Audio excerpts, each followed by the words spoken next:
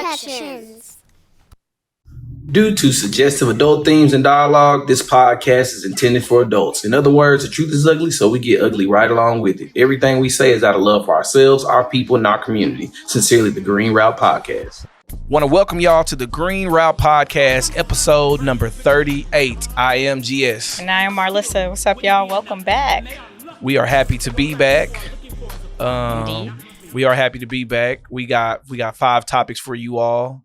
We don't have any quick hits today. Nah. But the ones that we got, they're some serious. We got 5 today for sure. All right. You want to hop in with number 1? Let's go with number 1. All right. Cool. All right. So, Sweetie Pie star is actually rotten. That's what I wrote on there. Mm-hmm. So, Sweetie Pies was a black family-owned company. Yes. Was it in Atlanta?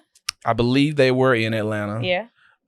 So they were responsible for creating some really good delicacies. And they had black delicacies. They had built an empire, a small empire. Well, you know what? I don't know exactly how big, so I don't want to call them small, but I think they were big. It was a successful black-owned family business, so I feel like it was really well respected and received. That's what it was. Yeah. So they definitely could have been easily, I think, potentially in the 6 figures in terms of what they were making. Mm-hmm. Clearly, they had enough money for the nephew or for someone within the family to put a hit out on, and a successful hit at that. Yes. On someone else within the family. Give us more details, my man Tim. Yeah. So Tim Norman, who is the son of the owner of Sweetie Pies, his mother was the owner.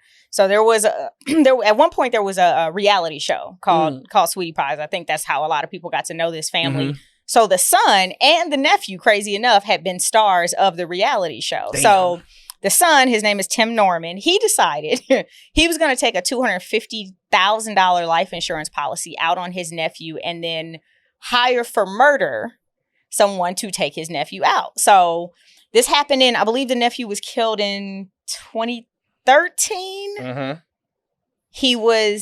Or 2016. Yes. All the evidence came together, everything from the actual nephew putting the hit out to the person who perpetrated the hit, to the woman who identified the nephew's location, and even the insurance agent who helped Tim to take out the policy and to file the claim on the policy. So all of them they got convicted. Everybody? Yes, all of them were convicted. And Tim just got sentenced. And what I do appreciate about this story in particular was that Tim got life, not just 1 life sentence. He got 2 life sentences. Mm-hmm. But what was crazy is his mother and other family members, mind you, this is a family, right? Mm-hmm. This is the son and nephew the son and I guess her great nephew that we're talking about. When we talk about the mother. She went and begged the judge for leniency and for mercy for her son putting a hit out on his own nephew, her great nephew. So when the sentencing finally came out, you can imagine that the family was torn. Mm-hmm. I mean, you have one side, like the nephew's mother, who was just like, yo, my family did this to me. And on the other side, you have family members who are like, well, we can't really be sure Tim did anything. We don't want him to get the death penalty. So they were begging for leniency. It's just fucked up. And the judge said like, this was a heinous crime that you committed against your own nephew. Like, I'm not going to have any leniency or mercy when it comes to this one. Well, because it was an entire process. Yeah. And another report says it was $450,000 worth. Oh, is that not what I said? I thought you said 250. Did you say 250? No, I said 450. Oh, my bad. For sure, yeah. My bad. So all this for $450K, and he went through the entire process. So you're absolutely right. Well, I ain't gonna say. I think everybody should everybody have gone down for this? Hell yeah. Was the insurance adjuster in on it? Yes, that's the thing. This was all premeditated. They all knew. Of course, the person who actually perpetuated the hit knew. Mm-hmm. He got $5,000 for his work. The woman who gave up the location of the nephew got $10,000. Both of them end up getting the murderer got 32 years. The girl who gave up his location got 3 years. And the insurance agent who knew he helped him to take out multiple policies and file the claim, he got another 3 years. So this is a situation in which when you are doing a crime, we talked about this with Young Thug. We talked about how some people just aren't criminals in this kind of way. Tim Norman strikes me not as the right kind of criminal. You ain't about this life. Like, you're not just about this life. Like, first of all, number one, you had too many people in on this whole entire situation. You needed somebody to let you know when he was leaving 7-Eleven. You had another person letting you know when he just took a shit. Yep. You had all kind of people. Somebody involved. Giving you a bird signal across the street. You had This somebody. Ain't your life, Tim. You had somebody flying a drone outside his window. And he was only 21. Yes. When he died. Yeah. So when he was killed, rather. So it's just like, this was a lot for that. And I guess my realer question is, for what? Like, what did you need that $450K? Because that's what you stood to gain from this. That's my same question is like, what pushed you to even do this to anybody, let alone your nephew?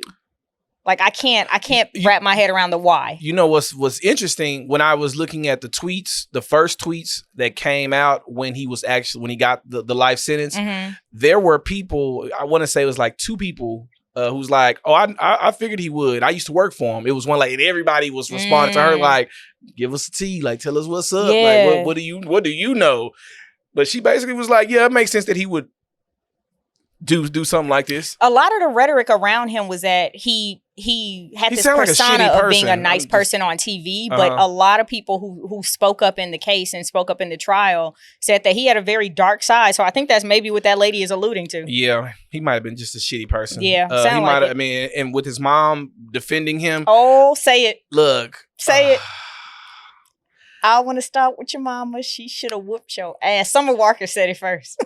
You know what? There's a group, for sure, a subgroup. Let me say a subgenre group of Black men who are mama's boys, and they just never learned the fullness of consequences of their behaviors, or at least they've always had someone to coddle them and make them feel good about being shitty people. I've seen it. I saw it in high school. I saw it in college, and I've seen it. I've seen that as well, and that might be the point of this conversation, to have a discussion about those kind of guys, because they do exist. When you love your daughter, you raise your daughters and love your sons, like ladies. Ladies. Well, all right. We are over time. Let's get to this next one. I'm gonna set this timer, and we're gonna go on with our lives. All right. So. France. France fucking around in Africa. So France, Burkina Faso, there's a Central Republic of Africa. So I put in there, is this decolonization?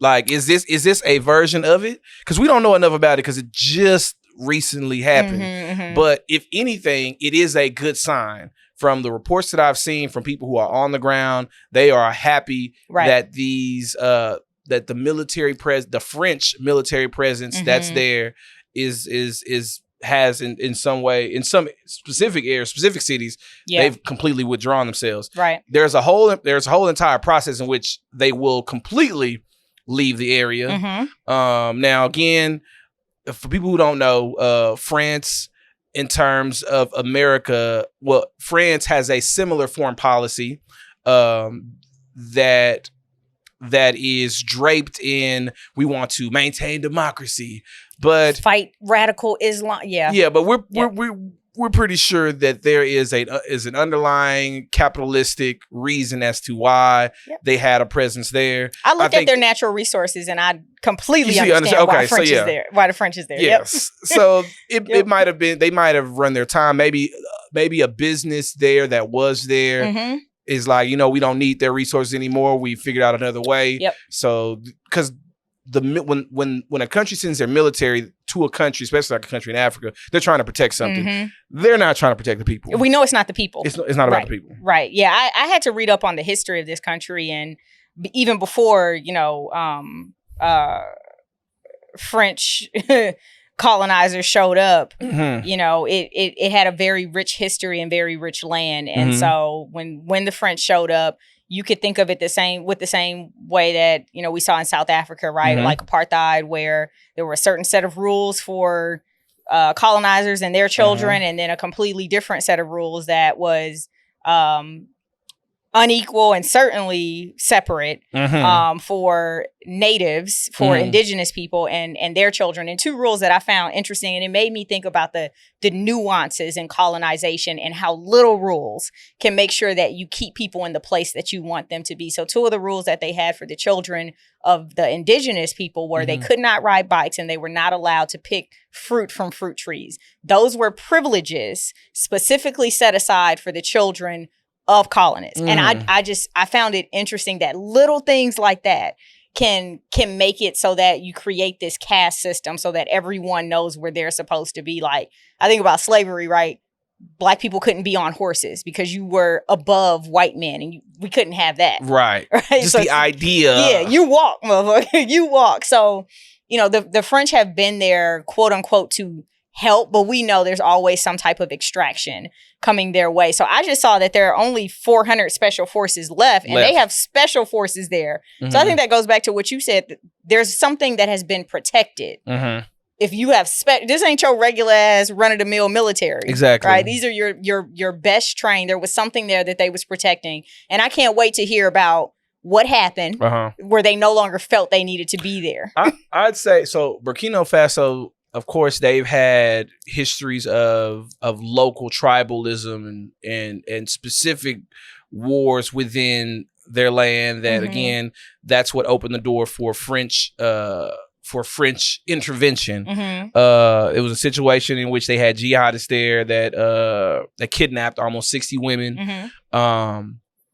It's just one of those things where it's like, when I think about countries like France, I'm like, the way that you can actually be more helpful is figuring out how to cut off the injection of weapons from other countries. Okay. Because the thing about it is, a lot of these, specifically African countries, they're proxy wars, just like other places.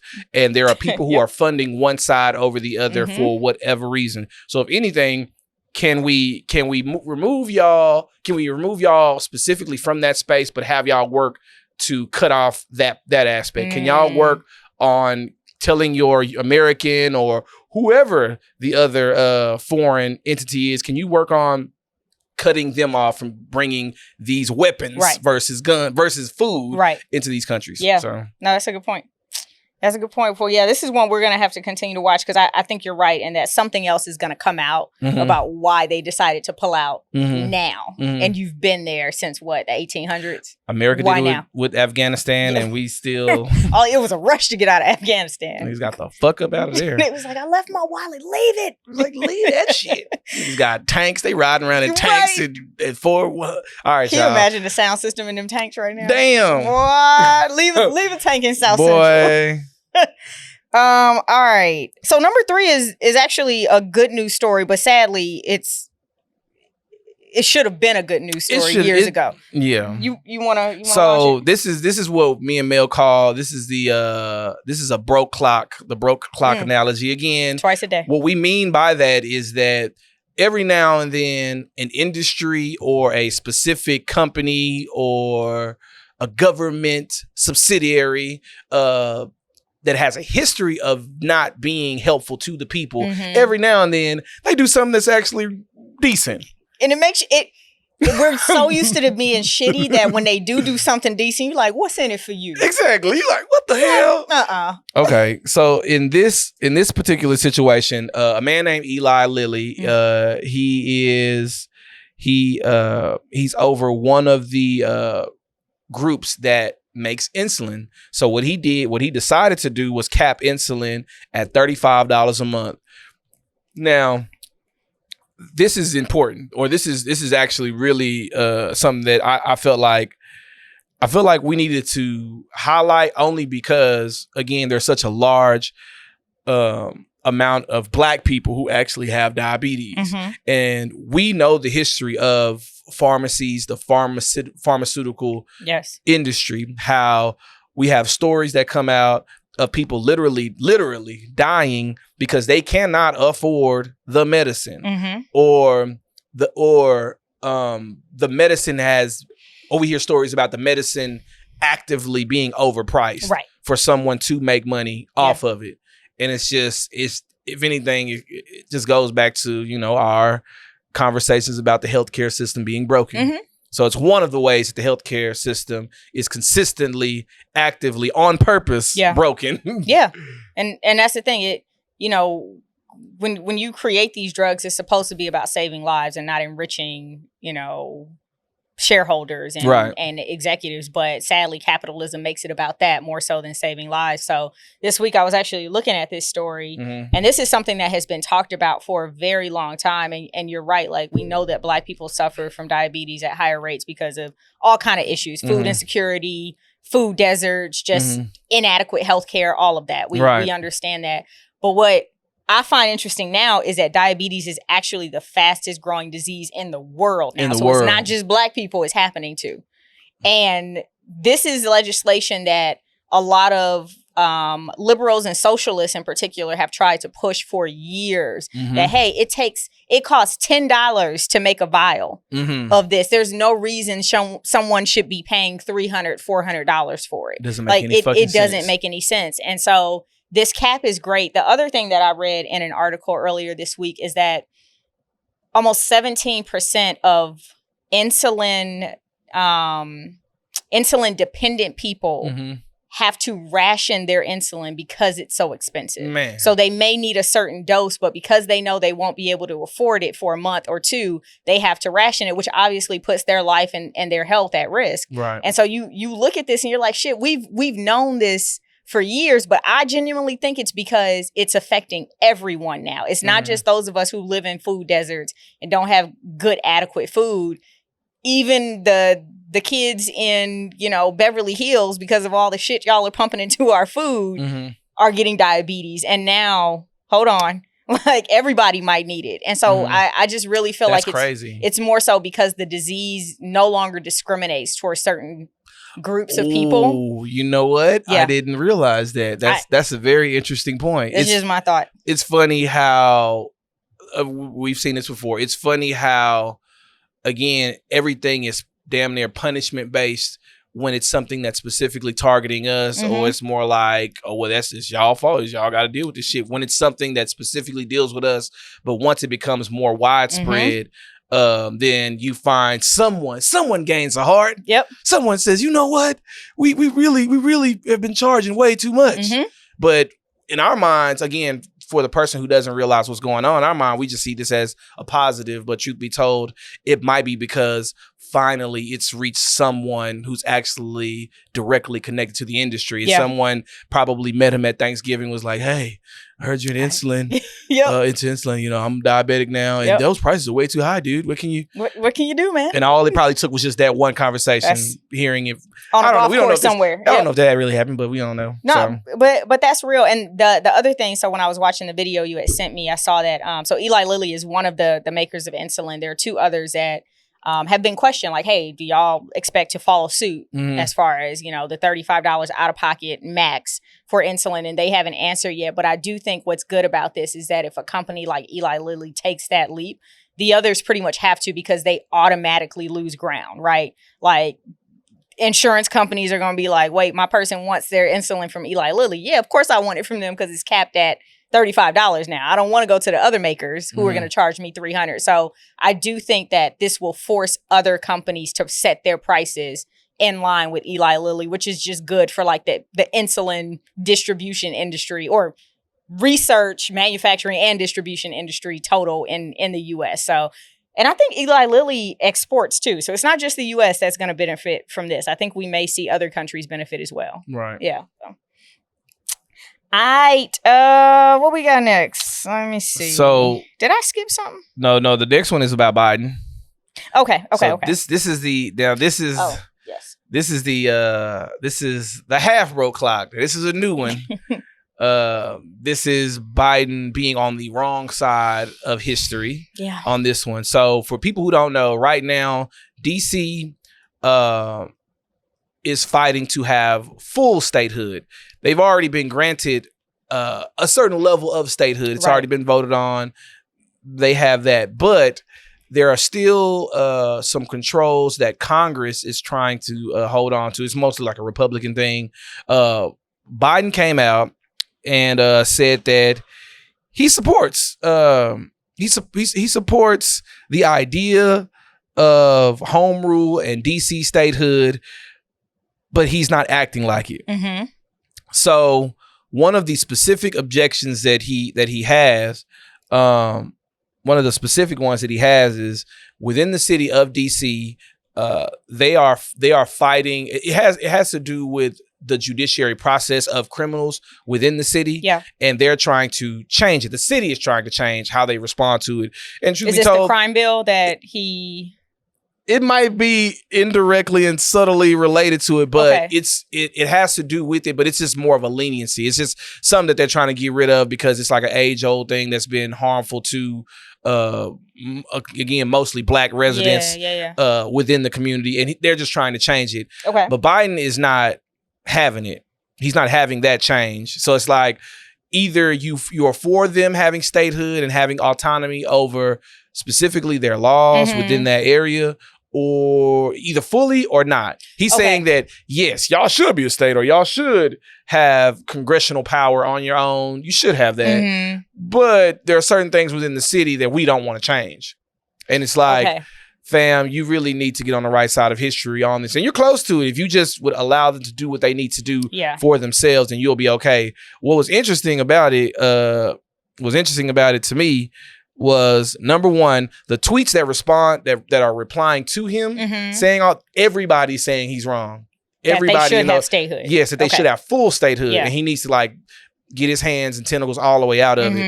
And it's like it just shows something, because if you have Republicans on if you're siding at this stage in the game, if you're siding with Republicans, when Republicans overwhelmingly support one side and you're supporting that side, or you're in a way you're encouraging a side that is more leaning towards him in that way, you got to know you're on the wrong. You got to know you're in the wrong. Yeah. So when you put this in here, I was thinking, was it connected to the news this week that he is not going to revoke like the overturning of the DC crime bill, which I think is what you were mentioning, like the one that would have removed mandatory sentencing. It might have been. It might have been. There's a whole referendum, and there's a package of things that they're trying to make changes within the city. But it only happened because a year ago, that's when they were granted. It's some level of statehood. It wasn't like full statehood, but it's like some level of it. And they're just like, hey, we need to just go ahead and fix everything within our city. Right. Well, and so for those of you who don't know, so DC and Puerto Rico, right? Those are two places where we have been fighting for statehood for both, because they are part of the United States. Like they deserve to have congressional representation. So when you're not a state, you get what we would call like a delegate, right? They can go sit in the House and they can sit on committees and, participate in dialogue and debate and all that, but they do not get the opportunity to have vote representation on bills. Oh yeah, vote on bills. Right. Yeah. So they can propose legislation. That's the thing. But they really have no voting power on like a full bill that would have to pass through the House. So that's what's happening here. So the crime bill that I was thinking about, it was passed unanimously by the DC City Council. But of course, because DC isn't a state, it's really run by the U.S. Congress. Like they are allowed to set the rules. So what Congress did, they were like, oh no, we want to axe this crime bill. And again, it would have gotten rid of mandatory minimum sentencing, which we've seen across the country, right? Like we know that's a whole thing. Terrible thing. Yeah, it's like the war on drugs showed what that bullshit was about. Right. So we know that that's a whole thing, and it also would have like lowered the penalties for certain low-level non-violent crimes, right? So if you steal 75 cents from someone, by pickpocket, you don't have to go to prison for 2 years all of a sudden. So it was really a way to help people who may have just been having a fucking bad day or been first offenders or something like that. But because DC does not have any true power in the House, because they cannot vote on any bills, what are they going to do? So what Biden is pretty much saying is like, go ahead and axe the crime bill. I'm not. And he actually, like, Democrats are pissed at him in DC because of this right now. Absolutely. Because they expected him to support it and say like, this is something we need. Go on and axe that crime bill. And also about the statehood. Like, I'm not sure what's going on with Biden, but that's 2 in a week that I'm like, wow, bro. The thing is that would add more votes for the Democratic side. So of course, Republicans don't Right. want DC to have full statehood. They don't want that. But I think that's why Democrats are so confused, because why would you Biden, not? you are a Democratic president. Wouldn't you Well, wanna? he's looking like, I want one part of it. I want y'all to be able to vote for me in that way. I want you all to have delegates, because again, your delegates will be more so Democratic leaning. But I don't want you all to control, in a sense, the judicial system within DC. We want to continue to control that. What I thought was funny was reading another article about it, and it talked about how the citizens of DC, the ones who were protesting this, they was like, we've always felt like the White House for years. These are lifelong DC residents. And like, we've always felt like we've been overseen by the White House. Yeah.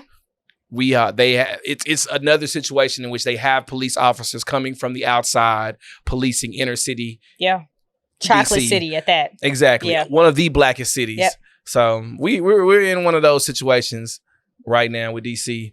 Yeah, it's actually reminding me a little bit of Jackson too. The Which hole is that our- they're creating in Jackson. Which is our last topic. Yeah. Go Yeah, ahead. yeah, You want to yeah. open up on that one?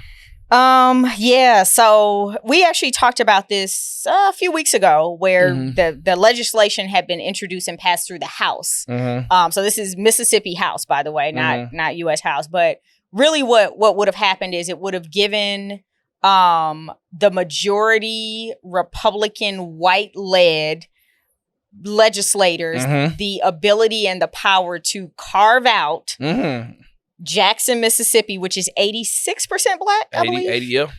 Like high 80s or mid 80s% black, and create a separate court system. A whole separate. And also put more money on top of the police there to pretty much like incubate that area with police officers.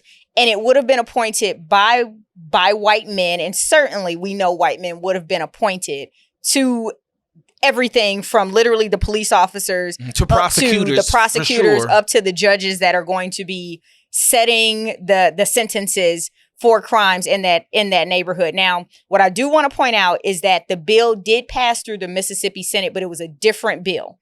So they did strip down the piece that allowed them complete power to appoint the way they want, but they do plan to come back and introduce more legislation that would put that part back in. So right now, like, Jackson is a little safer for the time being than it was, because the original bill that the House passed did not end up getting through the Senate. They watered it down a little bit.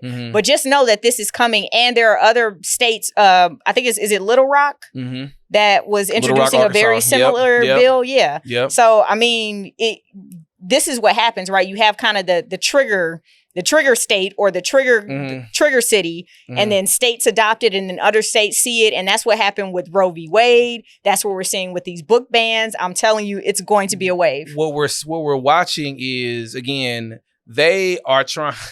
I mean, I'm connecting this to the book ban and their limitations on information. But they don't want us to know about the tactics that they've used in the past. And this is a sure sign of we're living in the days in which they're using these tactics that they're spreading amongst each other to use against, or, I mean, maybe they don't realize it, but consequently it's being just happened to be used against people of color within these cities. Absolutely. And it's another case in which, instead of addressing the water system, instead of putting money towards the things that are absolutely necessary. How long have they not had water? They have been dealing with this issue for years, for decades. But y'all got money for a new court system. But y'all got money for a new court system to pay for police. It just goes to show that this is what they do. They allow these cities to become dilapidated. They allow these cities to fester with poverty and crime and they set all the conditions up for it to happen. Oh, God. Only for them to come in and say, this is the reason why we have to be here. I need to save y'all. I need to save y'all because it's just so bad here. And it's like, no, what y'all really need to do, what y'all really should be focusing on, is actually fixing the issues within the city. I always say the five. There are the five that anybody, we ain't even just talking about black people, we're talking about everybody. V5 that everyone has to have a baseline amount. That's right. And that's food, clothing, shelter, healthcare, and education. That's right. They have to have at least a certain standard, a certain level of those things. But when you go to basic human rights, when you go to Mississippi, water is in the area of housing, and at least the majority, actually all, it wouldn't even be considered a first world country if they had limited access to water. Mm-hmm. All first world countries have access to water, and you have a city to clean water. And you have a city that does not have that. That affects their housing. Absolutely. Like, how can people, why would anybody want to move there and invest their tax dollars into a city or into an area when I can't even trust the water there? And more than just housing, like, think about, you got to grow food with this. You got to clean your body with this. You it affect your health, right? When you start looking at that Maslow's hierarchy of needs, right? Water is like one of those things that we know science tells us we cannot live without. Right. Like, and so it has the opportunity. Even when we were covering Flint, what was going on with Flint, right? There were studies coming out that showed that Black children were getting lower test scores because they were exposed to lead and chemicals in their water. So you think about education now is even impacted. It's crazy that water can mean so much, but these fools are out here worried about the court system and police. And that's a good point, because not only does it affect education, but it affects healthcare. Because if you have a whole bunch of Black people who are sick, or just people within the area who are sick, who's to say if everybody's insured? Who's to say if everyone even works a job for them to have a substandard, at least a substandard level of healthcare? Yep. There's even that. Like, we have people who are going for broke, we have people going for broke trying to heal themselves from the water problem that their state is actually responsible for fixing. And that part doesn't make any kind of fucking sense. Yep.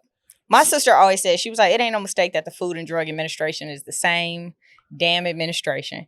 I'm like, you ain't never Where's lied. my conspiracy cap on that You one? ain't I got never my conspiracy lied. hat. Because the money is on the comeback. I can give you the fries and the burger, but I really want you to go to that doctor. And if I keep giving you the bullshit, you're going to have to keep going to that doctor and getting them drugs. What?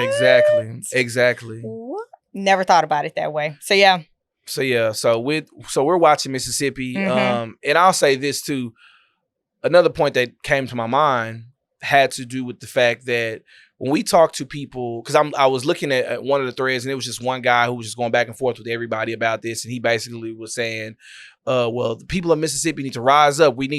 He's basically, in a way, he's one of those victim mentality kind of people is what he's coming off as. Okay. Y'all have victim mentality. Y'all need to, if Black people, we rose together not we, I don't think he said we, but he's like, well, you're saying that Black people can't figure this out. It can't come up from this. I'm like, what a lot of you all fail to realize is how structurally powerful the system that we're working within, how powerful it actually is. And it's like, we have to, if the only thing we can do is just voice our opinions and voice our discontent about it, that's all we can do. So all those folks who are on the sideline, mind you, who are telling us that we need to fight past this and get past this, they have to understand that, number one, it's a whole structural system that we're fighting against. That's number one. And number two, these acts don't have to happen as often because they've already done enough in the past. That's right. They've already done enough in the past. Like, this is just the most up-to-date thing that they've done. Yeah. Yeah. So, y'all, the neglect in itself is economic, environmental violence, and it piles on itself, and so for centuries it's been like this, and so you can't deconstruct it in one bill or one day or even one generation. To be honest, there's one way to deconstruct it, but one way to deconstruct it, just tear all this shit down. All of it comes tear all down. This shit down. Right? Burn it all down. Okay, don't do that. All right, that's what that's our fifth. All right, y'all. So we're gonna check in right quick then. Yeah, how you doing? Y'all, I'm gonna confess something to y'all. Yes. So my last episode we were on, my brother had passed away that morning. My baby brother had passed away that morning. So I've been dealing with the funeral. We did that this past weekend.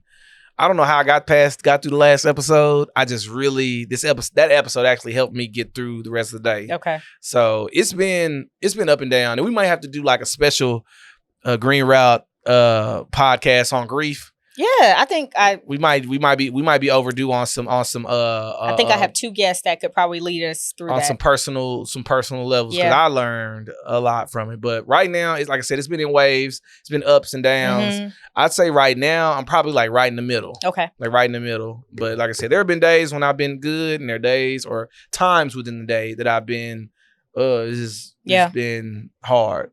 Yeah. But so right now, I'm okay. I'm good. Okay. I'm not gonna. I don't feel the urge to burst out crying or burst out emotionally. I feel okay now.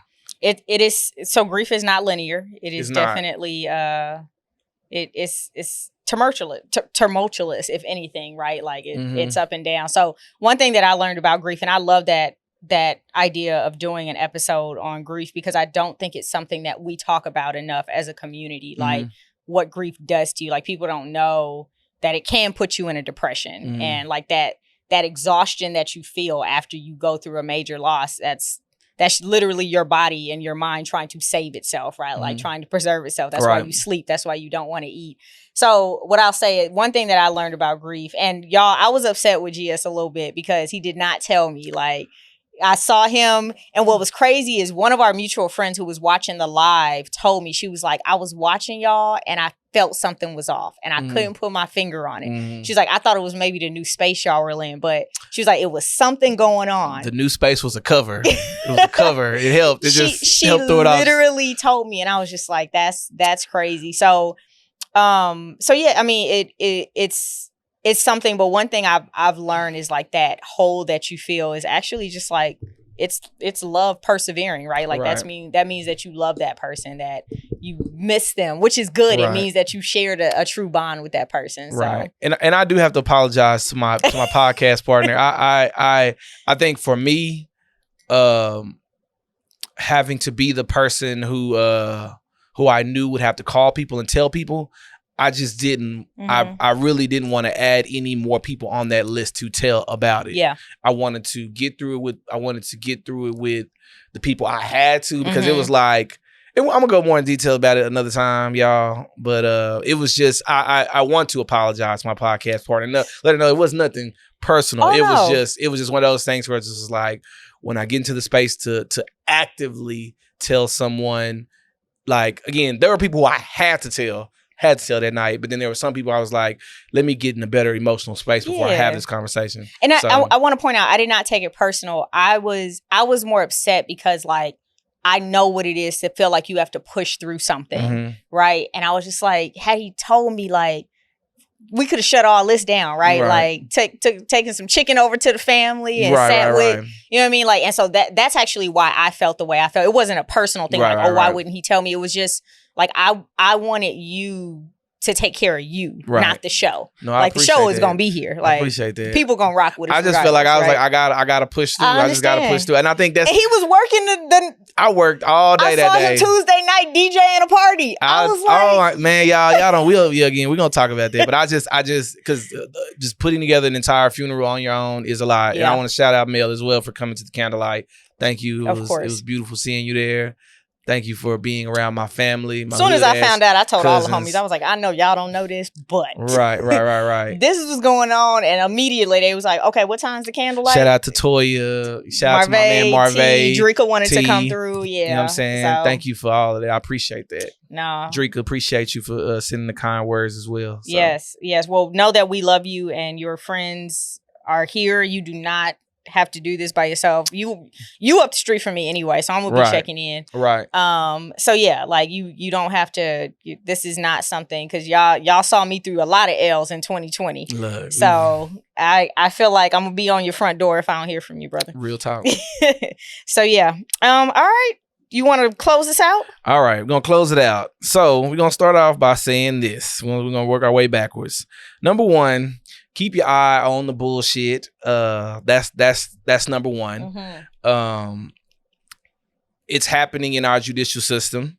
There are people who don't want us to fully have our needs met, and it shows one way or the other. Whether we're trying to get more money for our water system, whether we're trying to get specific laws taken out to benefit our people. We have to understand there are people who are higher up who still want to have that control over us. Yeah.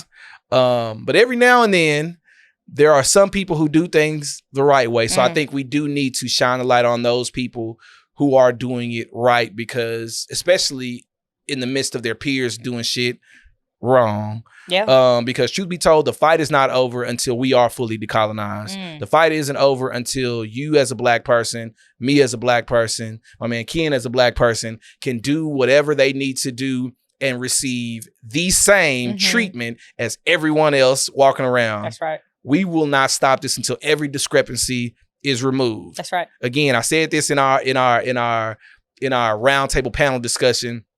If Black people make up 13% of the population, we should only make up 13% of the issues. That's right.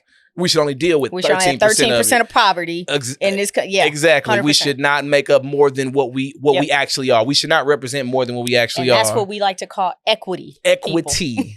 So, with all that being said, even when we are fully decolonized, when we are fully free to move around, we still have to be careful, because somebody, an uncle, auntie might be putting a hit out on us to get some money. So That's literally real. And figuratively, you gotta watch these haters. We gotta in your watch family. folks that are close to us. Absolutely, that's just the next step. So right now we working on decolonizing, but then once the decolonization is done, the work is still got to continue. Low level we got to work on low level. The people who right next to us. I like it. That's how we're gonna close it out. I like it. All right. Well, we'll see y'all in a little bit. We'll see y'all in a little bit. Peace.